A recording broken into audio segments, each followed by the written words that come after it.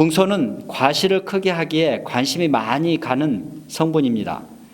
붕소 성분을 잘 흡수하려면 적절한 토양 수분 유지, 토양 유기물 함량을 높이고 잔뿌리가 많은 조건이어야 합니다. 특히 토양 개량 시 석회가 너무 많거나 식물체 내에 칼슘 함량이 너무 많다면 붕소 흡수가 되지 않습니다. 붕소가 안정적으로 흡수될 수 있는 방법을 더 자세히 설명합니다. 일반적으로 온해용 복비, 붕소가 0.2% 함유된 온해용 복비를 사용하고서 동시에 붕소가 함유된 비료를 연면 시비를 하게 되면 붕소 과잉 피해를 받습니다. 결과적으로 0.2% 붕소가 함유된 온해용 복비를 사용하였다면 이미 토양 중에 붕소가 있으므로 큰 문제가 되지 않는다면 추가적으로 연면 시비를 할 필요가 없습니다. 붕소가 포함되지 않은 복합 비료를 사용하셨다면 연간 300평 10아르에 1kg을 기비로 살포할 경우 붕소 결핍은 문제되지 않습니다. 실제 붕소 비료를 구입하여 사용할 경우 고순도나 비싼 것을 일부러 구매하실 필요는 없습니다. 농업용 비료로 저렴한 것이면 충분하니까요. 붕소 성분은 비료를 사용할 경우 유기재배지는 붕소 성분이 30%가 붕사에 함유되어 있습니다. 유기재배지에는 붕사를 사용하고 관행재배지는 붕산, 붕소 성분이 50%가 함유된 붕산을 선택하시면 되고 실제 약국에서도 구입이 가능합니다. 붕산은 일반적으로 물에 잘 녹지 않으므로 뜨거운 물에 녹이면 잘 녹아서 편리하게 이용할 수 있습니다. 연면 시비로 사용할 경우 20리터에 10g을 녹여 사용하시면 됩니다.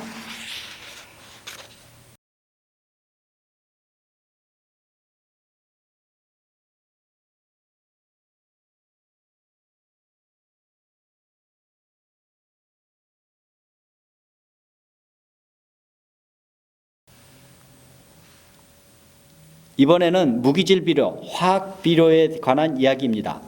아래 그림을 보시면 비료는 1종, 2종, 3종, 4종으로 나눠지지만 우리가 흔히 만나는 것은 2종과 4종입니다. 질소, 인산, 칼륨 중 질소와 칼륨 비료는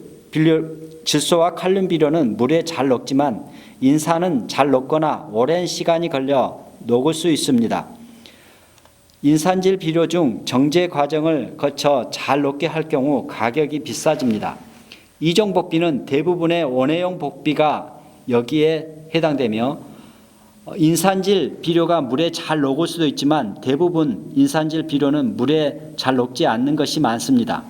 이에 반해 사종 복비는 우리가 흔히 영양제로 부르고 있는데 인산질 비료가 물에 잘 녹도록 되어 있으므로 이종 복비에 비해 물에 잘 녹아 비료 효과가 빠르게 나타납니다.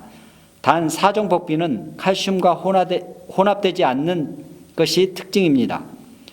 칼슘과 같이 혼합할 경우 칼슘과 인산, 칼슘과 황 성분이 각각 반응해서 덩어리로 돼서 가라앉게 되어버리기 때문입니다. 종합해보면 이종 복비는 질소, 인산, 칼륨, 칼슘에 마그네슘을 포함할 수 있으나 사종 복비는 잘 녹은 상태로 질소, 인산, 칼륨과 더불어서 마그네슘 등 미량 요소를 혼합하여 양행용으로 사용할 수 있습니다. 비료 성분별 어떤 기능을 하는지 다시 그림으로 확인해 보겠습니다. 이종 복비 중 수도용과 원해용 비료를 비교해 보면 수도용은 칼륨, 즉 가리질 비료를 염화가리로 사용하며 생산량을 높게 하려는 목적을 가지지만 원해용은 칼륨, 즉 가리질 비료를 황산가리 또는 황산가리와 염화가리를 섞어서 만든 것으로 사용합니다. 그래서 맛, 향, 색깔, 크기 등을 더 고려해서 배합하게 됩니다.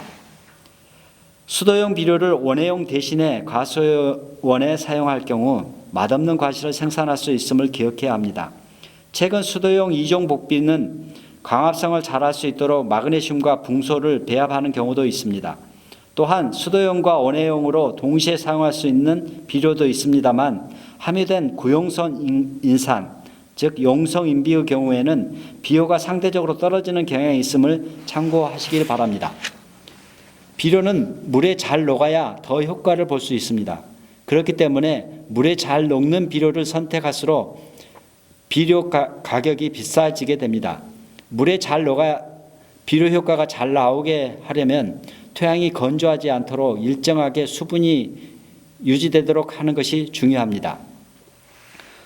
농업인이 무기질 비료를 잘 사용하려면 첫 번째, 포대에 쓰여져 있는 비료 생산업자 보증표를 잘 확인하시고, 두 번째, 비료 함량을 잘 확인하시고, 세 번째, 목적에 맞도록 사용하는 것이 중요합니다.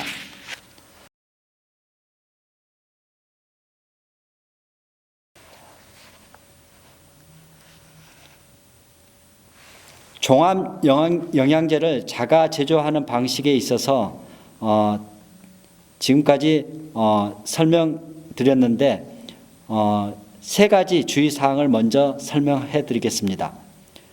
종합 영양제를 자가 제조하는 데 있어서 첫 번째, 사용 농도는 작물의 생육 상태를 보면서 사용해야 합니다.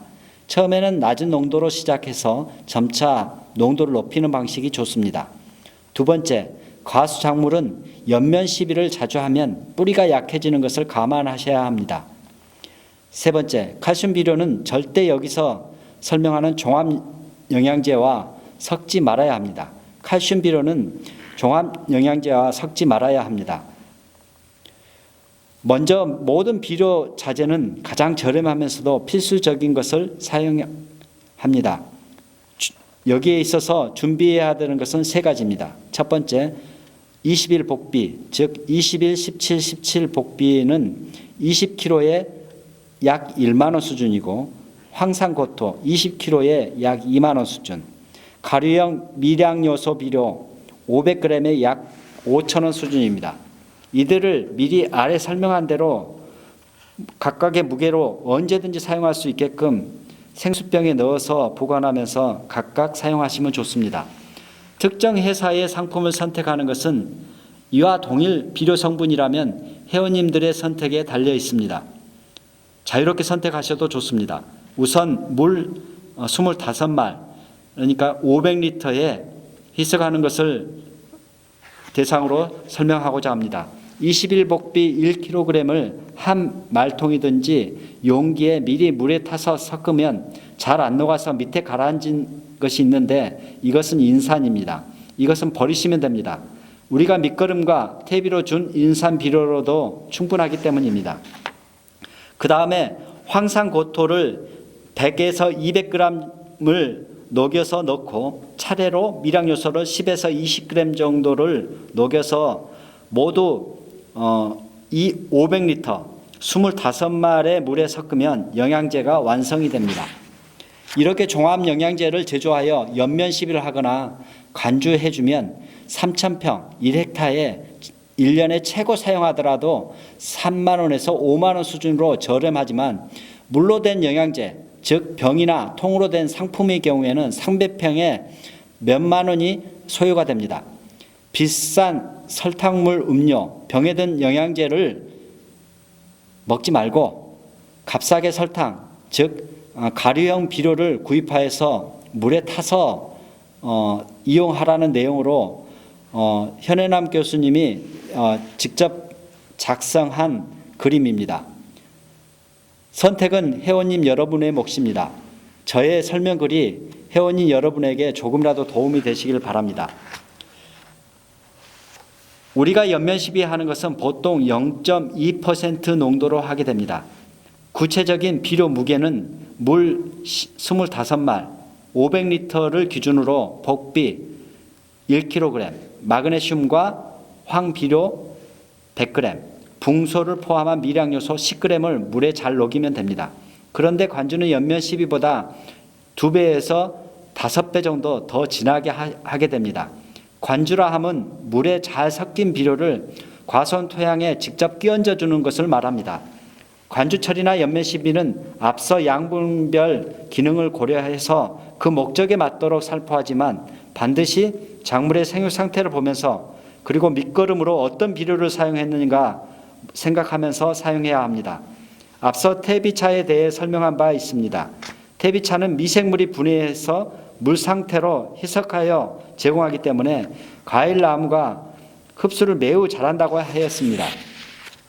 연면 12용 영양제를 사용할 때 약해가 걱정되는 농가 같은 경우는 농도를 0.1%로 제조해서 사용합니다. 그러다가 기상 여건을 보면서 농도를 높이기도 합니다. 다음은 실제 제조하고 사용하는 방법을 정리한 것입니다. 참고하시길 바랍니다. 퇴비차를 만들어 둔 상태라면 종합영양제와 퇴비차를 합쳐서 살포가 가능합니다. 퇴비차 색깔은 연한 보리차 색이 나오도록 하고 복비와 마그네슘 황 그리고 붕소 함유 미량 요소를 넣어서 최종적으로 0.2%가 되도록 하시면 연면 시비로 사용할 수 있습니다.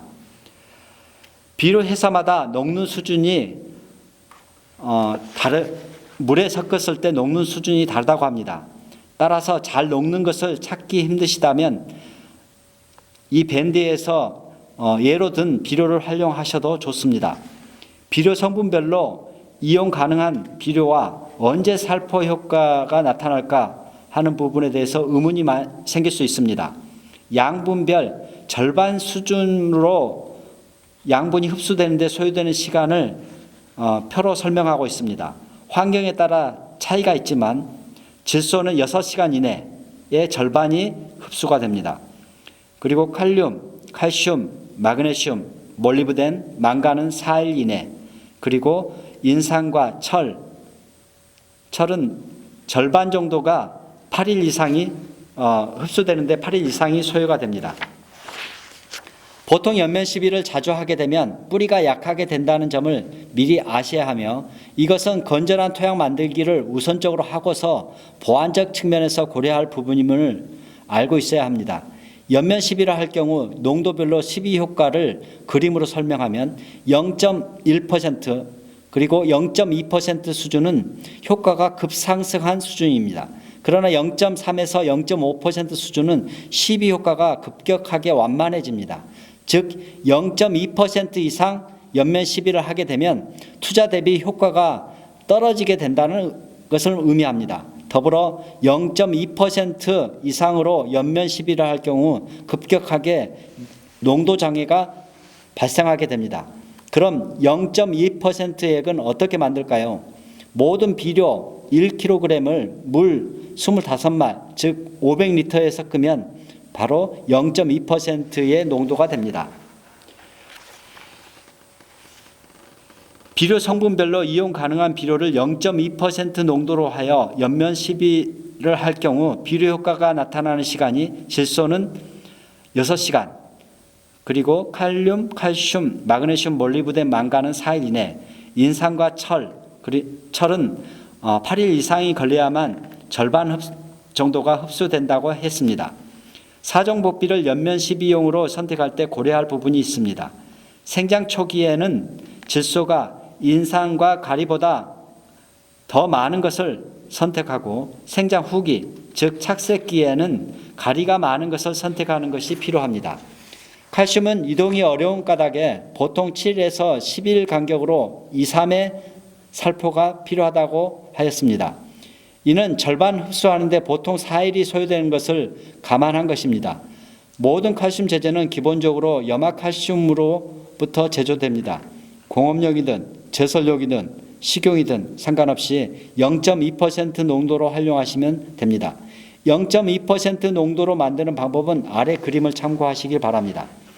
칼슘 흡수를 돕기 위해서 EDTA와 붕소를 첨가하는데 붕소의 경우 염화칼슘의 10분의 1을 넣으시면 됩니다. 붕소를 밑거름으로 사용하고서 추가로 연면 시비로 붕소를 사용할 경우 과잉장애가 나올 수 있다는 것을 이미 설명한 바 있습니다. 따라서 밑거름으로 붕소가 이미 사용한 경우에는 생략하시든지 아니면 기준량보다도 적게 살포하시기를 바랍니다. 보통 연면 시비는 언제 하는 것이 좋을까요? 나무가 흡수하는 시간을 고려한다면 저녁 시간이 유리합니다. 황산 마그네슘을 사용할 경우 아래 그림처럼 살포 후 고온 건조한 조건에 노출되면 황산에 의한 농도 장애가 발생할 수 있습니다. 그러나 저녁에 살포할 경우 흡수 시간이 길고 낮처럼 건조되지 않아서 농도 장애가 덜하게 됩니다. 즉 연면 시비는 저녁 시간이 살포하는 데 있어서 효과가 가장 좋은 상태이고, 작업자 입장에서 본다면 아침 일찍이 좋지만 주의할 사항이 있습니다.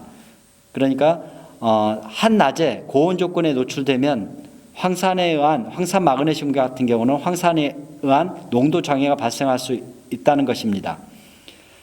보통 0.5% 고농도로 살포하더라도 흐린 날에 살포했다라면 빨리 건조되지 않기 때문에 농도 장애가 발생하지 않습니다만, 날씨 좋은 날에 농도 장애가 발생할 수 있는 것이 바로 이런 이유입니다.